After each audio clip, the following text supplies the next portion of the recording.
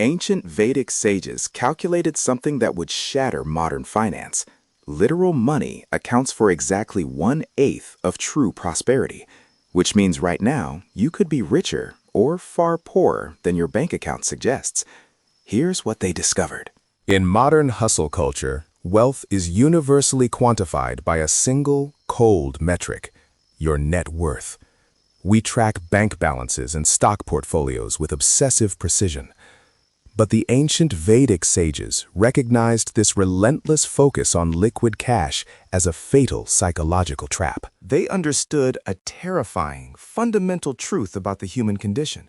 If you sacrifice your physical health, your peace of mind, or your deepest relationships just to accumulate money, you are not actually building wealth at all. You are simply liquidating one invaluable asset class to fund another. In the grand, cosmic ledger of life, you are operating at a net zero balance. You are trading your very life force for metal and paper. By worshiping wealth solely as money, individuals violate the ancient law of alignment. So if literal cash is only 12.5% of true abundance, what exactly makes up the rest of the vault? But what happens when you acquire the gold without the purpose? When the vault fills up overnight, but the soul remains entirely empty? The psychological results are absolutely terrifying. In the late 1990s, modern behavioral economists began to notice a dark, recurring pattern among the newly rich. A sudden financial windfall rarely brought peace.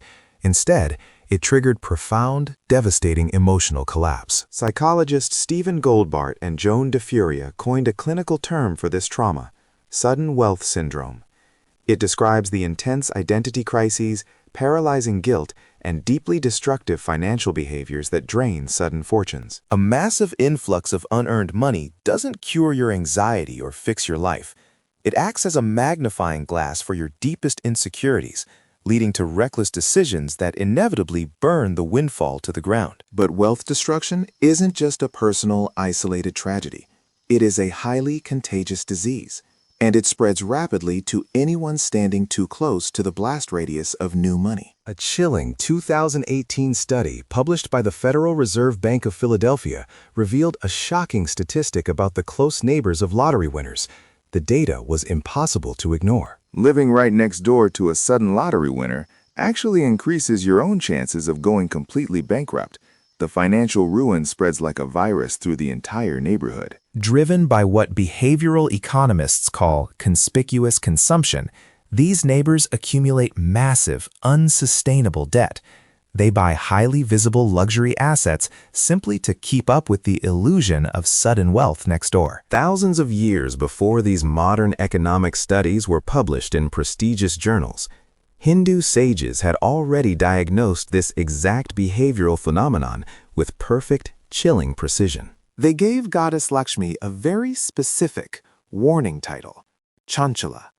It means the restless one, the fickle one, the dynamic energy that absolutely refuses to sit still in one place. The ancients knew that money naturally wants to escape its owner.